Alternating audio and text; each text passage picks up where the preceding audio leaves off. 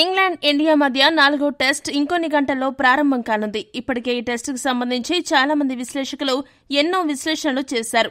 అయితే భారత మాజీ ఆటగాడు హర్భజన్ సింగ్ మాత్రం ఒక కొత్త విశ్లేషణను తెరపైకి తీసుకువచ్చి అందరినీ ఆశ్చర్యానికి గురి చేశాడు. అదే సమయంలో కొన్ని మంచి ప్రశ్నలను లేవనెత్తాడు. ఆ వివరాలను ఇప్పుడు మనం చూద్దాం. హర్భజన్ ఏమన్నాడంటే, ఈ టెస్ట్ సిరీస్ లో ఖచ్చితంగా గెలిచే 2 టెస్ట్ మ్యాచ్లలో ఇండియా ఓడిపోయింది.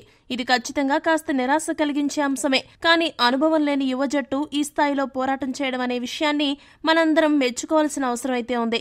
ఇక 3వ టెస్టులో టీమిండియా ఓడిపోయాక చాలా మంది హార్ట్ బ్రేక్ అయింది. 4వ టెస్టులో కరుణ్ నాయర్ ను పక్కన పెట్టాలనే డిమాండ్లు విపరీతంగా వినిపిస్తున్నాయి. అవును, కరుణ్ నాయర్ ఈ టెస్ట్ సిరీస్ లో ఇప్పటివరకు పరుగులు అంతగా చేయలేదు. శుభ్మన్ గిల్, కేఎల్ రాహుల్ గతంలో చాలాసార్లు విఫలమైన తామేంటో నిరూపించుకోవడానికి వారికి అవకాశాలిచ్చారు. ఇప్పుడు కరుణ్ నాయర్ దానికి అర్హుడు. అతడికి మరికొన్ని అవకాశాలివ్వాలి.